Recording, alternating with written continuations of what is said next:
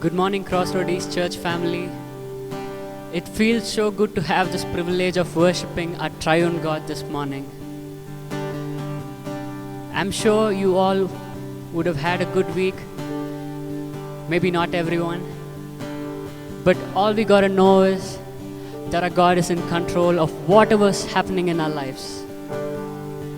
So this morning, let us keep away all our worldly things, all our pride, everything that we have, let's keep it aside and focus on our God this morning. Let us prepare our hearts to worship Him, to lift His name on high, to sing a new song to our God. Let's pray.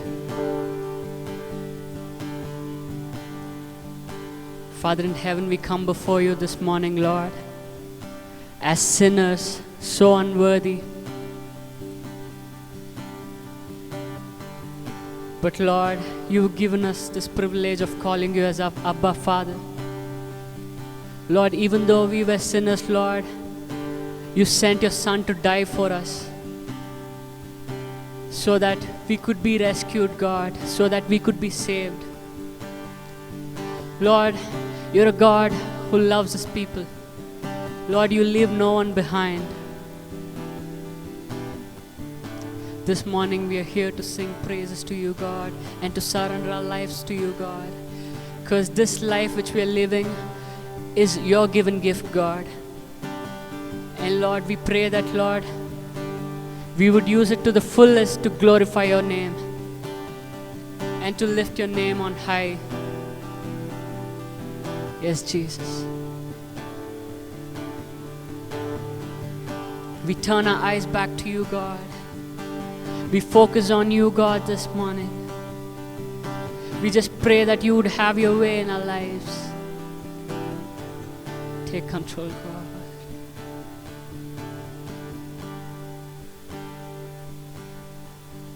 Oh, soul, are you weary and troubled?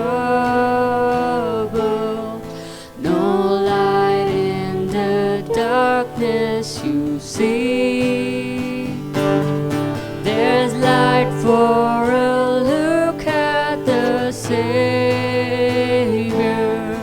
and life more abundant and free. Turn your eyes upon Jesus. Look full in His wonderful face, and the things of earth will grow strangely dim in the light of His glory and grace. Through death into life everlasting, He passed and we follow Him there. O'er us sin no more had dominion, for more than conquerors we are. Turn your eyes upon Jesus. Look full in His wonderful face, and the things of earth will grow strangely dim in the light of His glory and grace. His word shall not fail you, He promised. Believe Him and all will be well. Then go to a world that is dying, His perfect salvation to tell. Turn your eyes upon Jesus.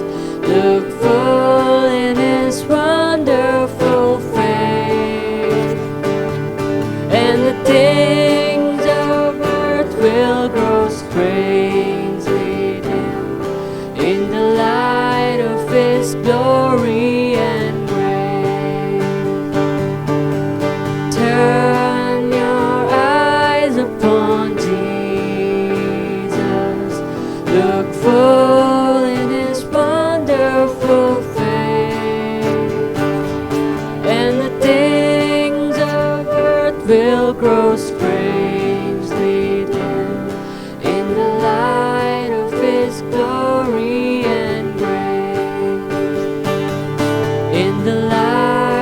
His glory and grace. Yes, God, we turn our eyes to you, God. We just pray that you would have your way. We seek your kingdom first, God. We seek you first this morning. We seek you, Lord.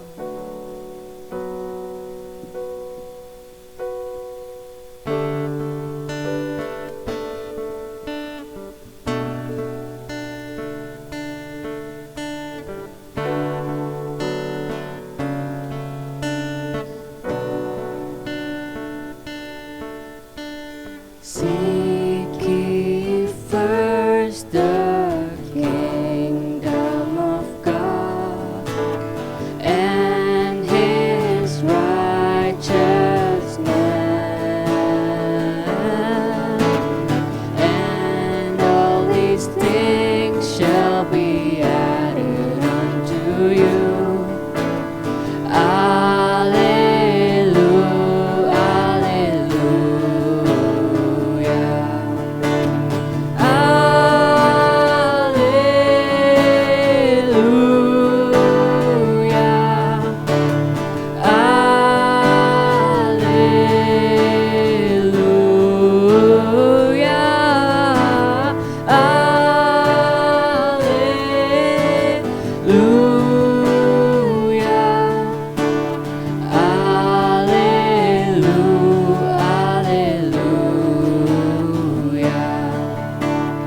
Ask and it shall be given unto you.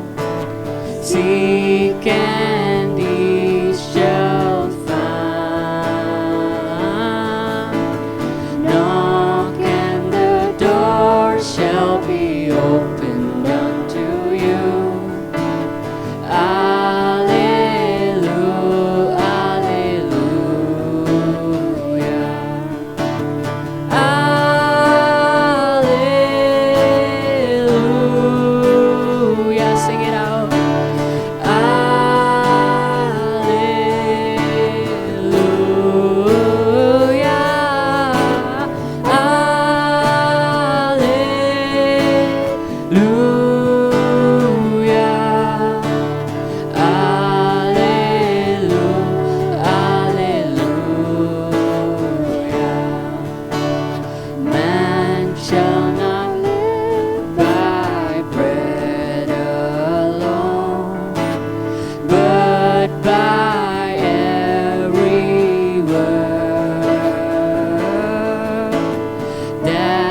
Proceeds from the mouth of God. Alleluia,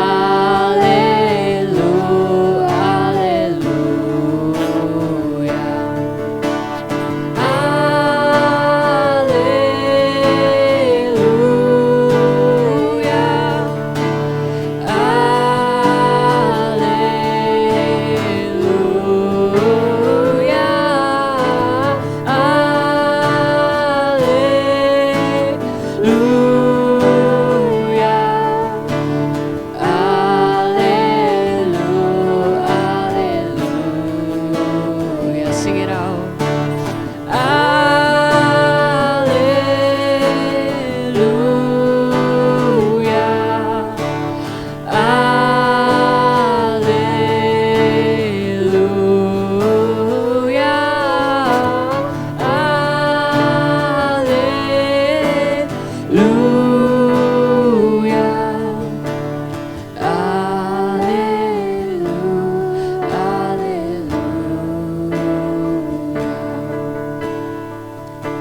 Yes, God, we build a new song to you this morning. We sing hallelujah to you, God. We stand on the rock, on Christ the solid rock, God. Church, let's sing the song on Christ the solid rock. My hope is built on nothing less than Jesus' blood and righteousness. I dare not trust the sweetest frame, but only lean on Jesus' name. On the solid rock I stand. All other ground is sinking sand. All other ground is sinking sand. When darkness veils His lovely face, I rest on His unchanging grace.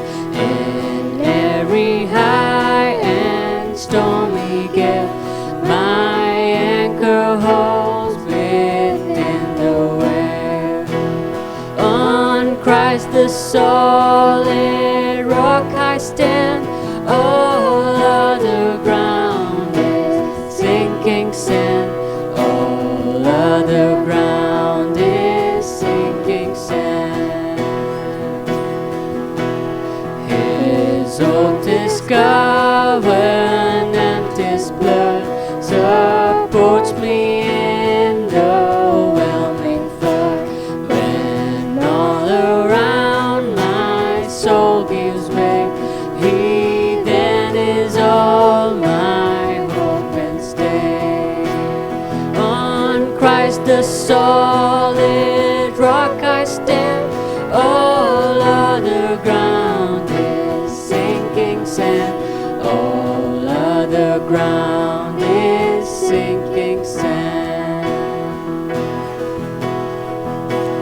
When He shall come with trumpet sound, oh, may I then in Him be found, dressed in His righteousness alone, faultless to stand before the throne.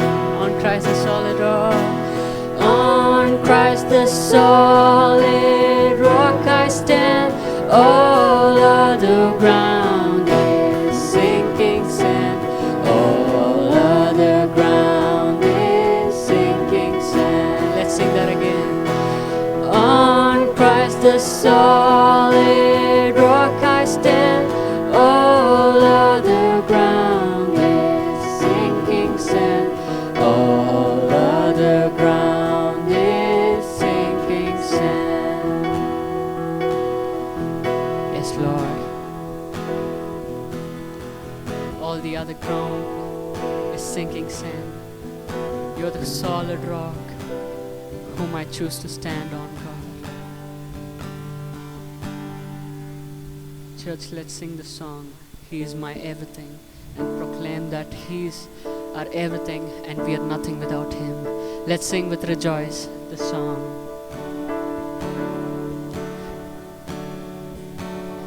He is my everything, He is my all.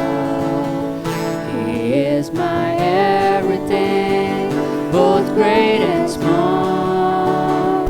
He gave His life for me, made everything new. He is my everything. Now how about you? Like honey in the rock, sweet honey in the rock. For He tastes like honey in the rock. Oh, taste and see that the Lord is good. For He tastes like honey in the rock. He is my everything. He is my all. He is my everything. He is my everything, both great and small. He gave His life for me, made everything new. He is my everything. Now how about you? Like honey in the rock, sweet honey in the rock. For He tastes like honey in the rock. Oh, taste and see that the Lord is good. For He tastes like honey in the rock. Oh, taste and see is good, for He tastes like honey in the rock. Yes, Jesus. Yes, Jesus.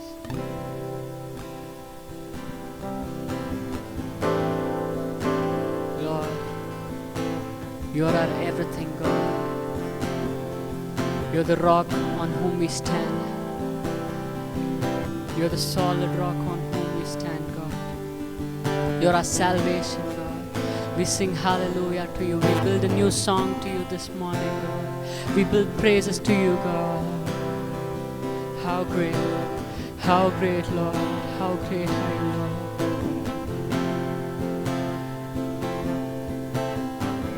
The grace of God has reached for me and pulled me from the raging sea, and I am safe on the solid ground. The Lord is my salvation.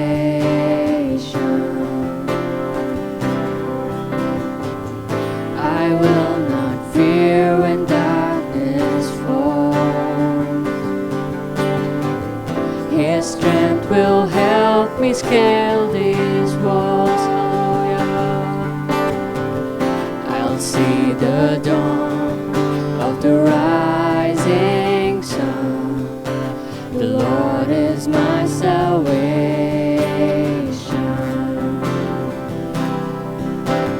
Who is like the Lord our God, strong to save, faithful in love?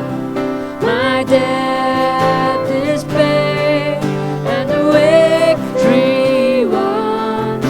The Lord is my salvation.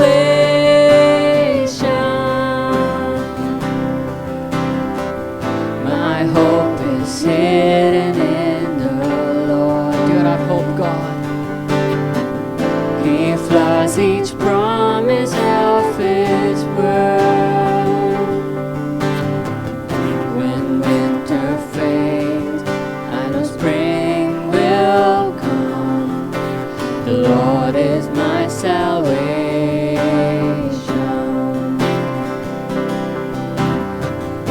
In times of waiting, times of need,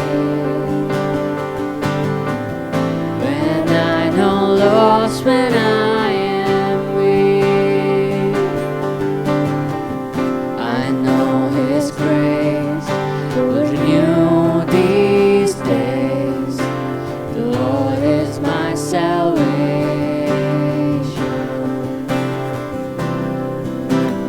Who is like the Lord our God, strong to save, faithful in love?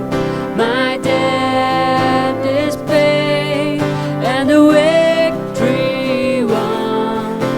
The Lord is my salvation.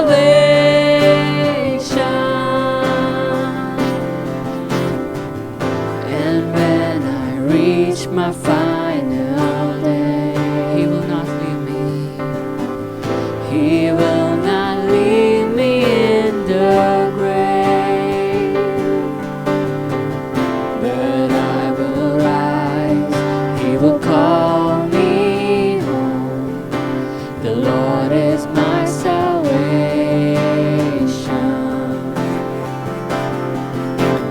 Who is like the Lord our God, strong to save, faithful in love?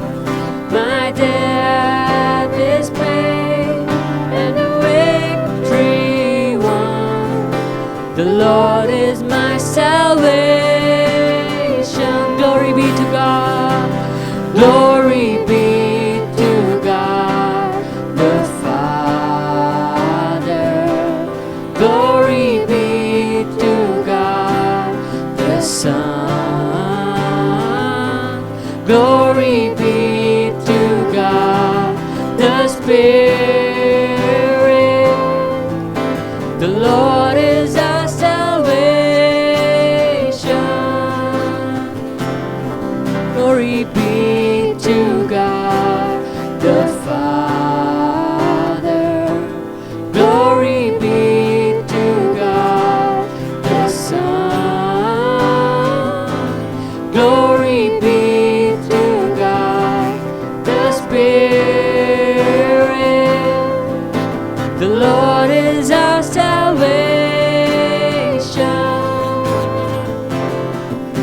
The Lord is our salvation.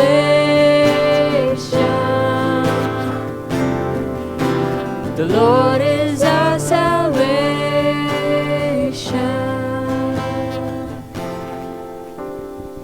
You're our salvation.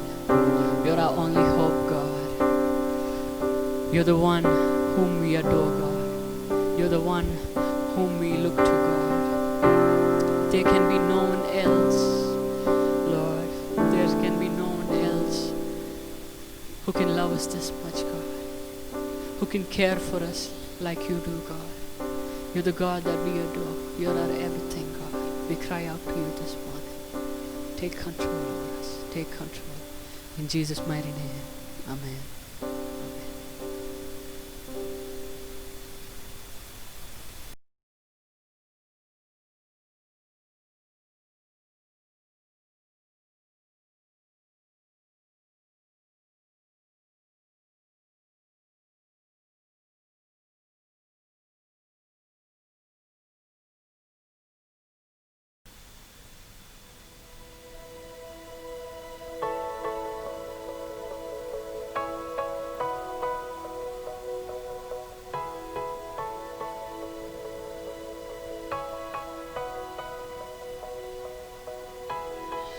Our Father everlasting, the all-creating one, God Almighty,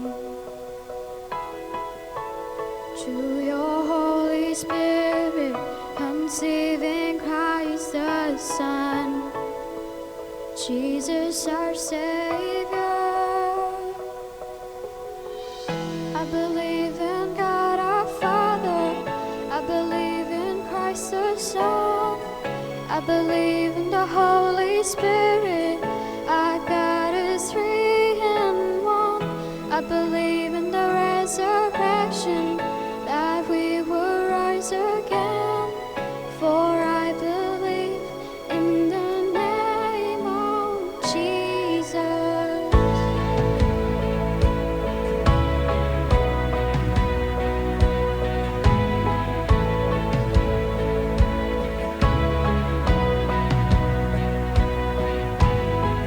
Our judge and our defender, suffered and crucified. Forgiveness is in you.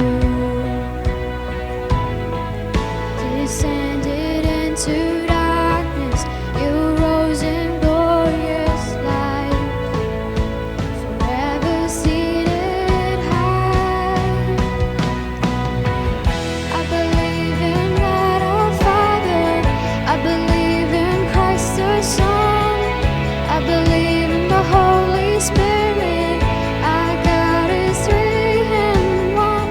I believe in the resurrection, that we will rise again, for I believe in the name of Jesus. And I believe in you, and I believe you rose again, and I believe that Jesus Christ is Lord.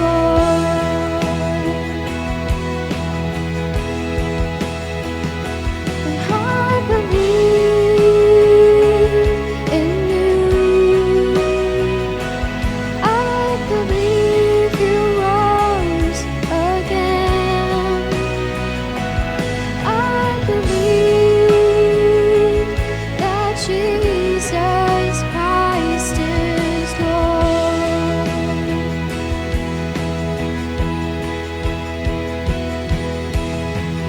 I believe in life eternal, I believe in the virgin birth, I believe in the saints' communion, and in your holy church.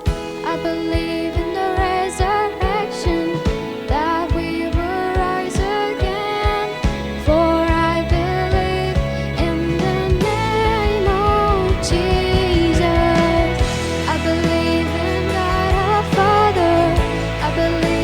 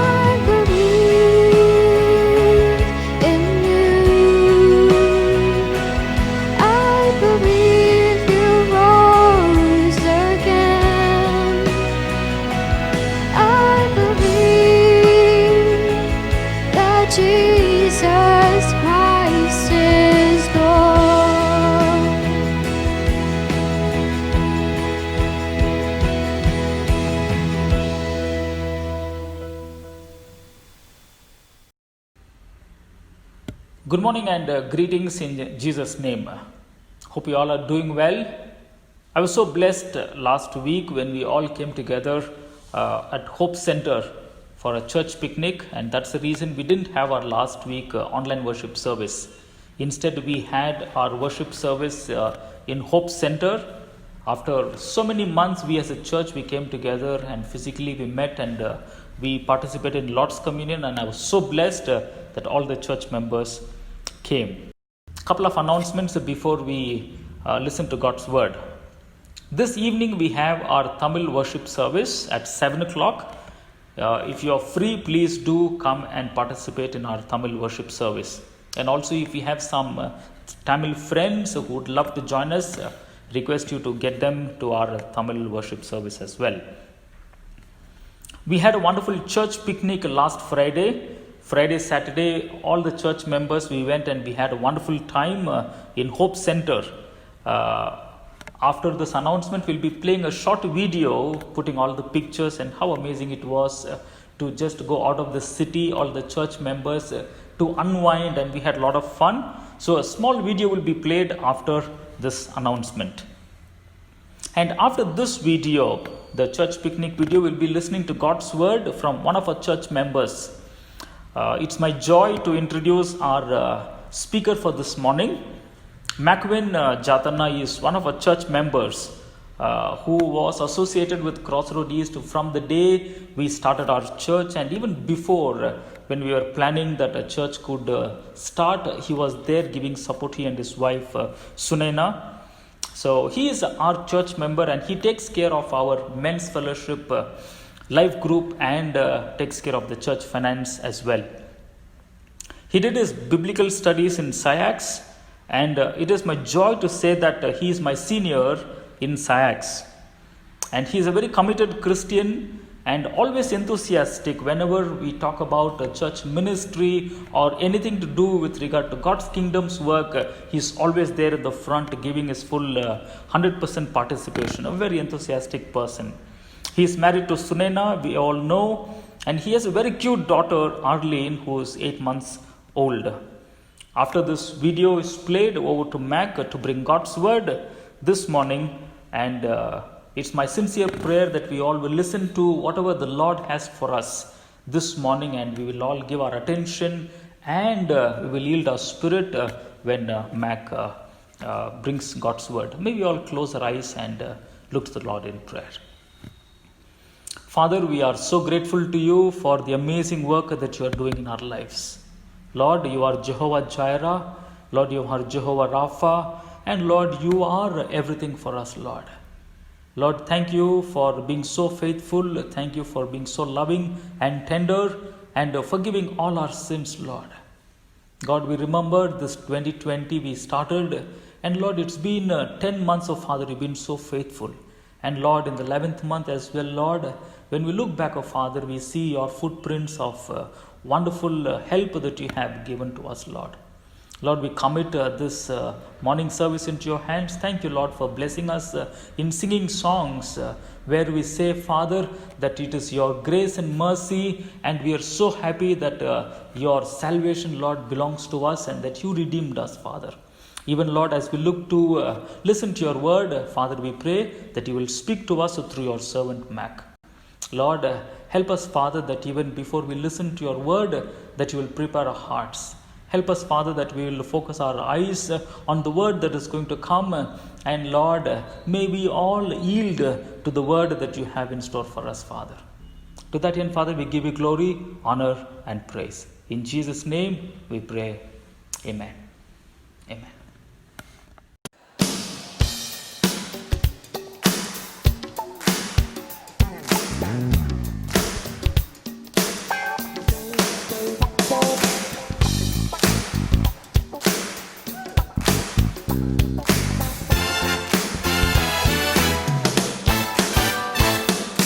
Who is like the Lord?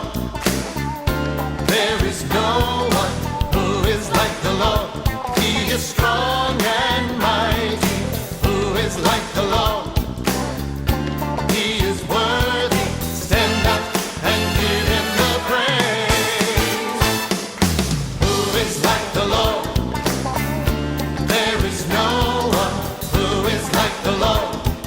is strong and mighty.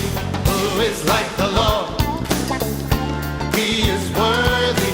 Stand up and give him the praise. Praise the Lord. Praise the Lord. Our God is worthy of glory. From the rising of the sun till it's going down, the name of the Lord is to be praised. Who is like the Lord? There is no one who is like the Lord. He is strong and mighty. Who is like the Lord? He is worthy. Stand up and give him the praise. Praise the Lord. Praise the Lord. Our God is worthy of glory. From the rising of the sun till it goes down, the name of the Lord is to be praised. Stand up and praise him and give him the glory. Stand up and praise him and give him the glory. Stand up and praise him and give him the glory. Stand up and praise him and give him the glory. Stand up and praise him and give him the glory. Stand up and praise him and give him the glory. Stand up and praise him and give him the glory. Stand up and praise him and give him the glory. Our God is worthy of praise.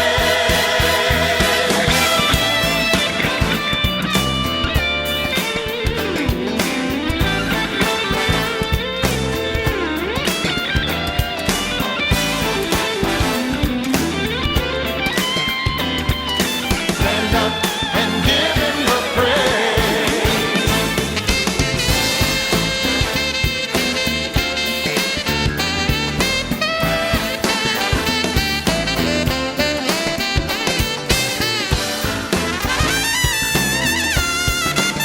Stand up and give him the praise. Praise the Lord. Praise the Lord. Our God is worthy of glory. So worthy. From the rising of the sun till it's going down, the name of the Lord is to be praised. Who is like the Lord? There is no one who is like the Lord. He is strong and mighty. Who is like the Lord? He is worthy. Stand up and give him the praise. Come on and stand up and give him the praise. Come on and stand up and give him the praise. Praise the Lord.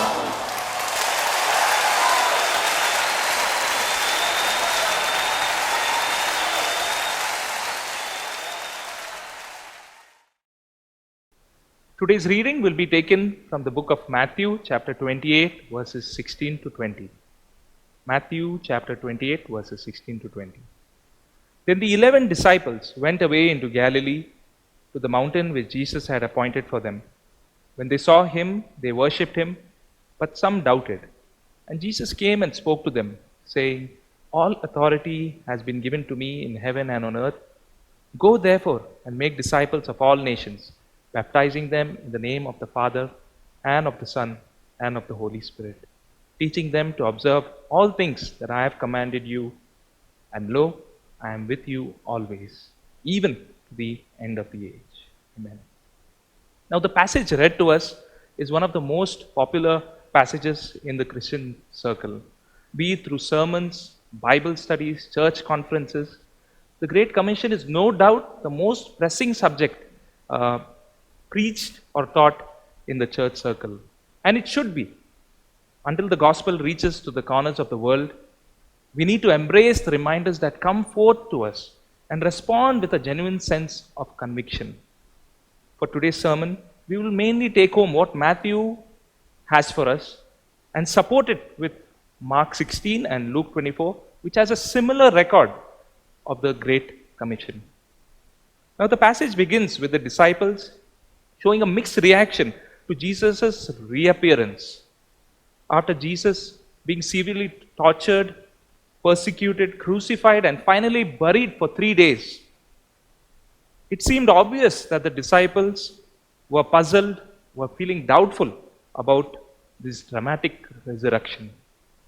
But to Jesus, their doubtful reaction was considered as unbelief. They were repeatedly told by Jesus himself that he would go through this persecution and then the hope of the resurrection would follow. Even some of the other disciples, like Mary Magdalene, Mary the mother of James, and Salome, witnessed the miraculous events at the tomb. And when they testified about the resurrection, these evidences was not sufficient enough for the disciples to believe. They were hard-hearted towards the resurrection. Luke says the reason for this unbelief was because they thought they were seeing a ghost which has no bodily form. Jesus had to reassure that this was not the case, but it was truly he had resurrected and in a glorified state, and which is why he requested them to touch, feel him, and to see that it is true about the resurrection. The disciples needed to feel in order to believe. Now, only after clearing the doubts, Jesus goes on to declare what we call today as the Great Commission. And there is a reason why the church has gone on to exalt a few verses in the Bible as one of the great passages. Only, I would like you to all imagine a time when a close member of your family or a close friend who is preparing to depart, maybe it could be departing to a different country, probably migrating. These days we often hear people wanting to move to developed countries like Australia, Canada. And there is no assurance when they will come back. Even if they say, we will come soon, there is no assurance. Or think of something even more saddening. Your closest member on the deathbed. It is during those moments when they speak those few words, you begin to value those words because of the emotions and the thought that goes into those words that are being spoken in those last moments. No matter how much time you would have spent with that person before that, no matter how much discussions you would have had, these words during those last moments are one of the most important moments and important words that brings meaning to your life on the days ahead. Now, in the same way, even Jesus speaks those great words to the disciples.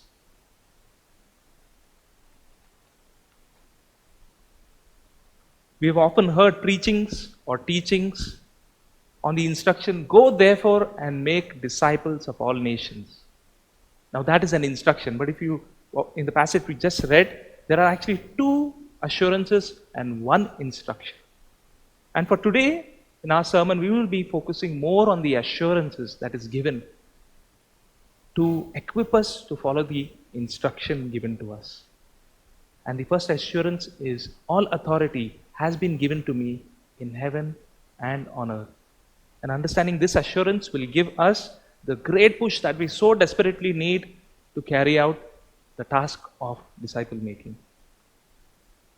Now, in this statement, all authority has been given to me in heaven and on earth, we see one word here that carries a little importance to us. It's the word authority. It comes from the Greek word exousia, which signifies that the person carrying such authority has an intangible power.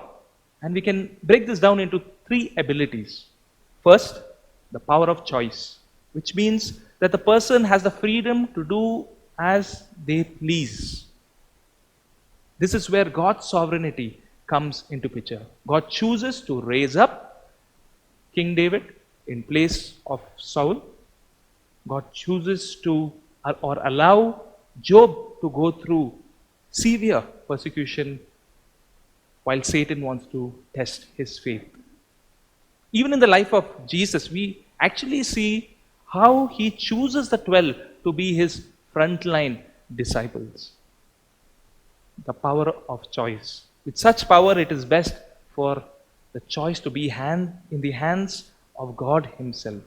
Unlike when power left in the hands of men who take pleasure at destroying people's lives and nations. This is what history reveals, and we also see it in our current day life.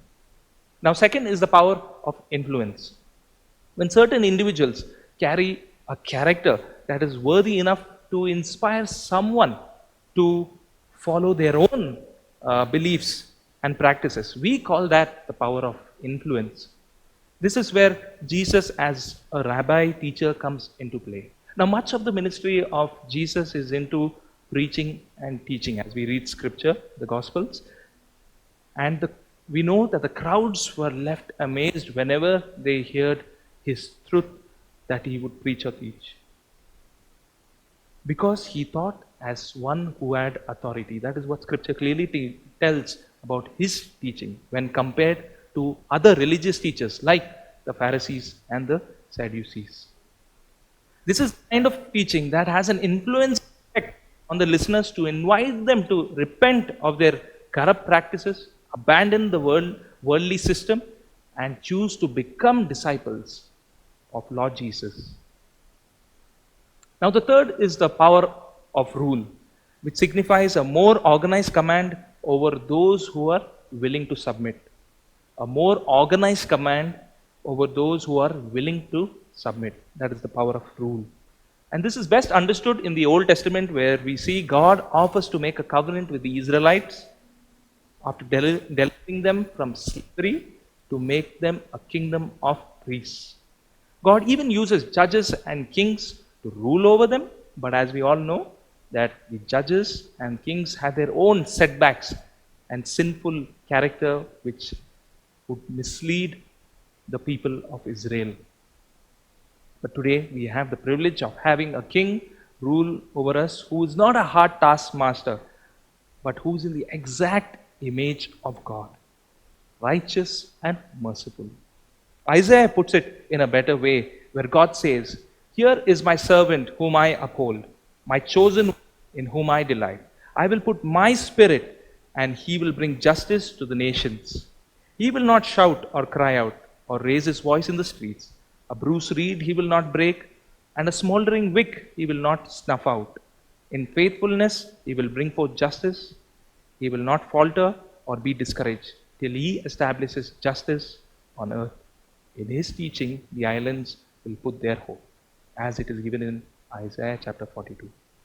Now, brothers and sisters, with such an assurance given to us, how is it possible for the church not to be bold enough to carry out the instruction, "Go therefore and make disciples of all nations"? And if it is not enough, to our consolation, he gives us a second assurance. "And lo, I am with you always, even to the end of the age." So Jesus is not only with us in authority, but also in presence. Now, on most occasions, we do not want really God to do something spectacular in our lives, something majestic. But we are satisfied if we just know that God is with us. God is silently with us, watching over us, whether it is our routine tasks or those dark moments where we just want our space and we don't want to speak or hear from anyone, but we just want God to be with us. This is where Jesus means, "And lo, I am with you always, even to the end of the age." Now, most of us have some important contact numbers in our address book, in our telephone, in our mobile phone. Someone really big and influential, MLA of so-and-so region, director of so-and-so MNC, and some of us even are keeping some few rowdies, just their numbers in case a fight picks up somewhere. But yet, when you pick up your phone to make that call, when you need them, you're not sure if it's the right thing to do. Will they receive my call? You wonder to yourself whether, if they receive my call, will they even consider this matter as a big concern that they will be willing to attend it? And okay, let's say if that important person is willing to attend to it, will they expect something in return, something big and heavy as a repayment? But this is not so for Jesus, the one who is ever present in our lives, the one who carries the authority over the heavens and the earth, who has the power of choice, the power of influence, and the power of rule. And what does it even take for us to even reach out to Him or to hear from Him? If we just open the scriptures or if we just hear the word, that too with an open heart. Not with a heart like the disciples, as I shared in the beginning, but with a genuine and a receptive heart. Like the way the disciples in the book of Acts we see, receptive and willing to believe. That's all that it takes to hear from Jesus and to receive His authority and His presence in our lives. Now, here is the exciting part.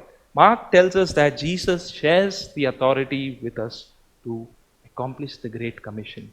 Let's read from Mark 16 verses Mark chapter 16 verses 17 and 18. And these signs will follow those who believe. In my name they will cast out demons. They will speak with new tongues. They will take up serpents, and if they drink anything deadly, it will by no means hurt them. They will lay hands on the sick, and they will recover.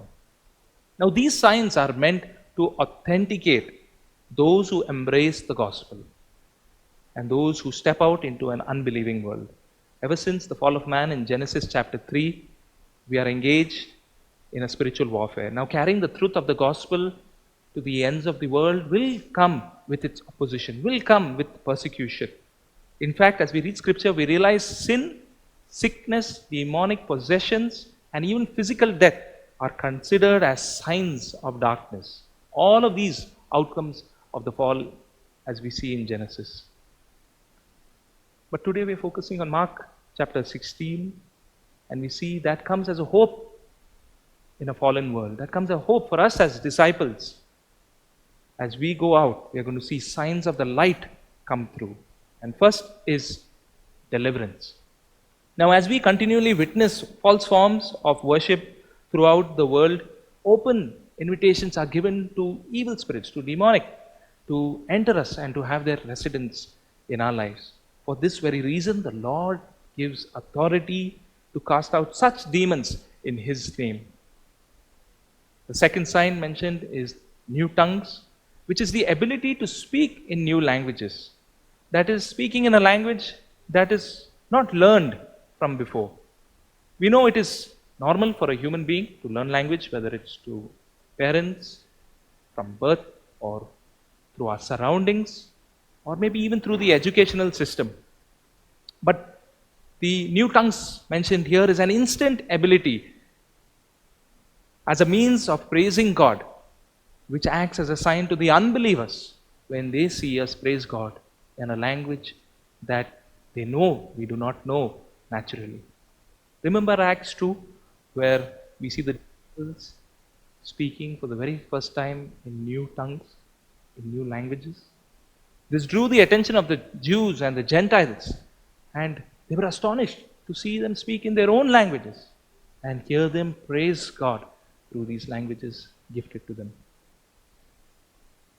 And now the third sign is miracles.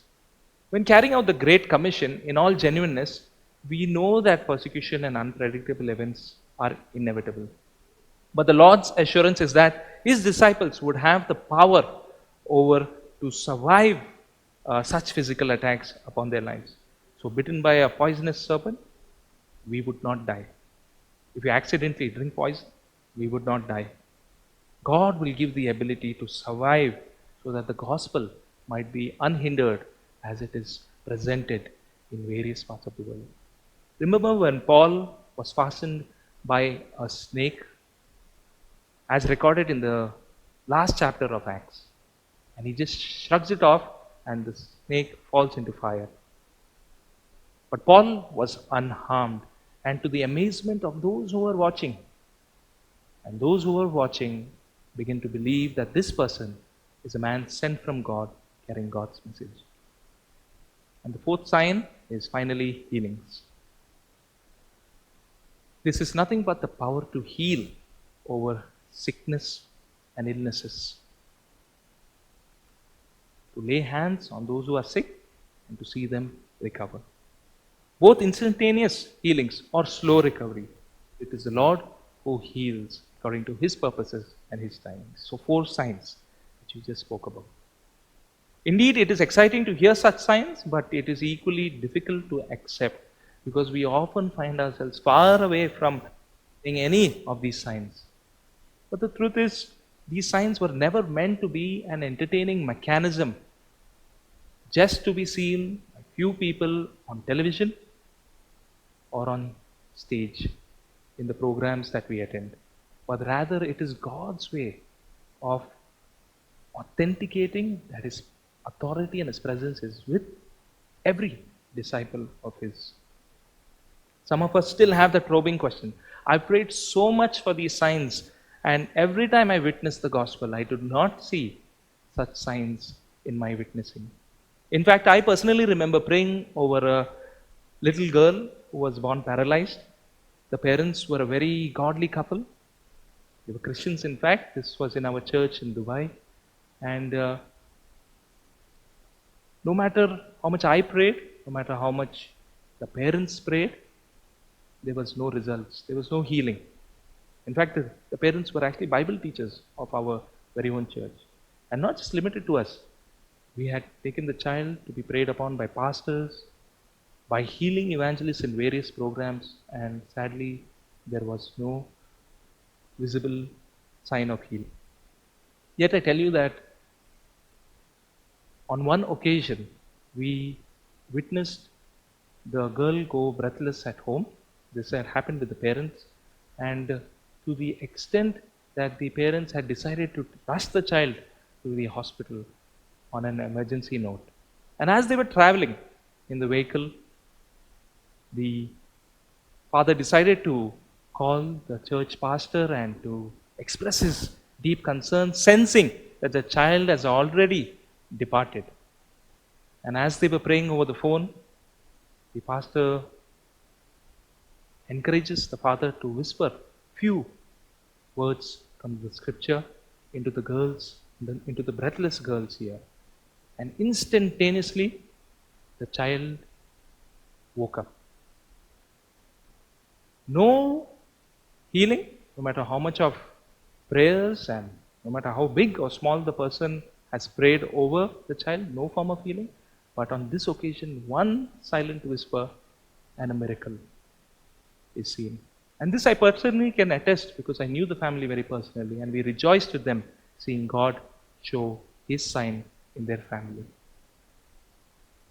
Now, pay careful attention because the verse here says, and these signs will follow those who believe. The signs are meant to follow those who believe. Believe in what? In the signs? No. Believe in the gospel. Believe in the Lord Jesus Christ. We are not to follow the signs, but the signs are meant to follow us. It is Jesus who chooses to reveal Himself when He witnesses. He knows when is the best time, and He knows when is the best purpose to reveal Himself to a particular individual. At times, displaying signs and wonders will just solve a problem. But God, on most occasions, intends to reveal Himself personally and meaningfully, which is why certain prayers and problems are often left unanswered. Because we are called to simply follow, and the signs or answered prayers will follow us.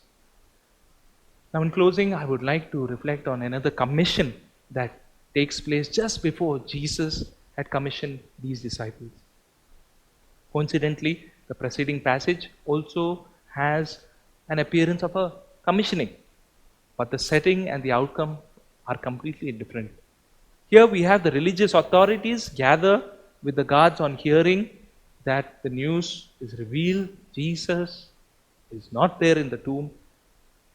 If we read now Matthew chapter 28 verses 11 to 15, we'll get a better picture of what this commission actually takes place before Jesus commissions the disciples. I'll just read that for us now.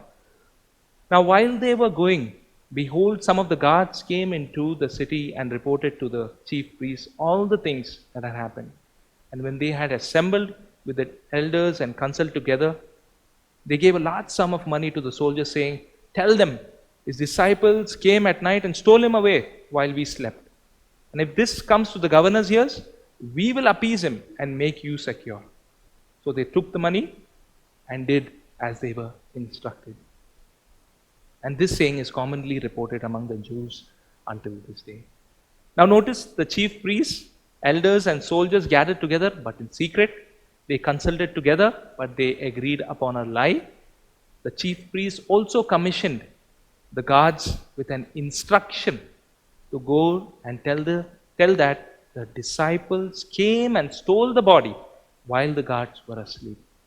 And notice a twofold assurance is given here as well: money and authority. A bribe for spreading a rumor in public, and if the governor himself gets to know about this and probes into the matter, the chief priests were willing to use their own authority to appease the governor's curiosity. Take no light of this commission, because of this event, this lie has deceived the Israelites until this very day. Just imagine if the Israelites had actually embraced the gospel in that first century, how far and how wide the gospel would have been spread. In fact, we often talk about us being first generation, second generation Christians. But if the Israelites had actually believed like the disciples of Jesus, we would have been maybe 20th, 30th generation Christians. I mean, we wouldn't even have considered this concept of being of a generation Christian. Let's take away one important truth today from this sermon. Jesus still has all authority and is willing to share his authority to make his name known, but only if you believe. There are n number of commissions that are calling for our attention, be it personal ambitions, career growth, accumulating of wealth, building our legacy, whether it's for our business, whether it's for our ministry, whether it's for our church, fulfilling family dreams. All of these today are forms of false commission. And the question we need to answer today is, are we willing to forego the false commission that we have, whether intentionally or unintentionally, accepted in our lives, and embrace the only true gospel, the only true commission that's worth living for? That is the Great Commission. This is the purpose of humanity. This is our God-given purpose. May the Lord forgive our ignorance, help us abandon these false commission, and empower us for the Great Commission. Let's pray together. Gracious Father, we want to thank you and praise you for this opportunity that we've had to hear from your word, Lord. We thank you for reminding us of the Great Commission. In the midst of all the false commissions that is out there, that is calling for our attention, we thank you that, Lord Jesus, in those last moments, you said this is what we will be needing to focus on. And Lord, as we just confessed, Lord, we want to repent of all these false commissions that we have embraced in our lives. And we want to begin to critically evaluate our lives. We need your help, Lord, through your Holy Spirit, who's ever present in our life, and to say no to these false commissions, and to embrace the Great Commission, to work not only alone, but to work with the church and with the presence and the power of your Holy Spirit. You empower us, you lead us, and you fulfill the Great Commission in our lives. And Lord, our only request is, in that final day, we pray that you will see at our work and say that, well done, good and faithful servant. Thank you, Lord. In your precious name we pray. Amen.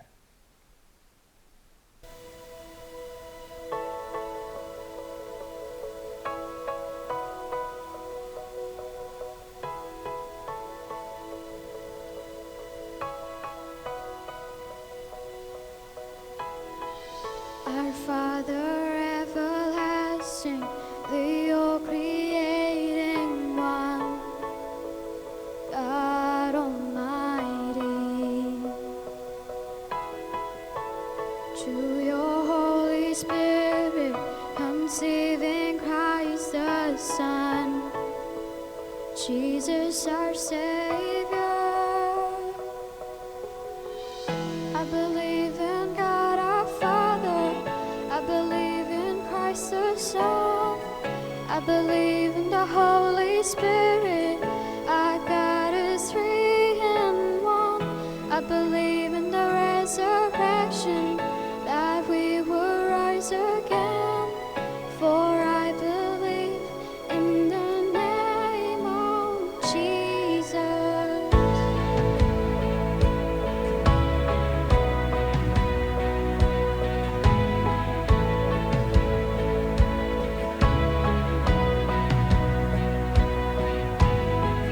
Our judge and our defender suffered and crucified. Forgiveness is in you. Descended into darkness, you rose in glorious light. Forever seated high. I believe in God our Father. I believe in Christ the Son. I believe in the Holy Spirit. Our God is three in one. I believe in the resurrection, that we will rise again. For I believe in the name of Jesus. And I believe in you. And I believe you rose again. And I believe that Jesus Christ is Lord.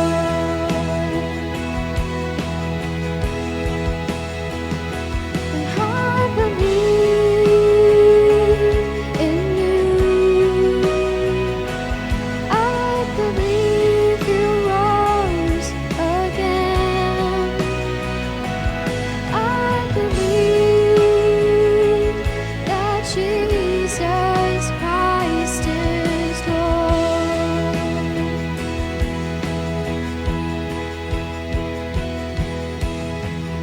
I believe in life eternal. I believe in the virgin birth. I believe in the saints' communion.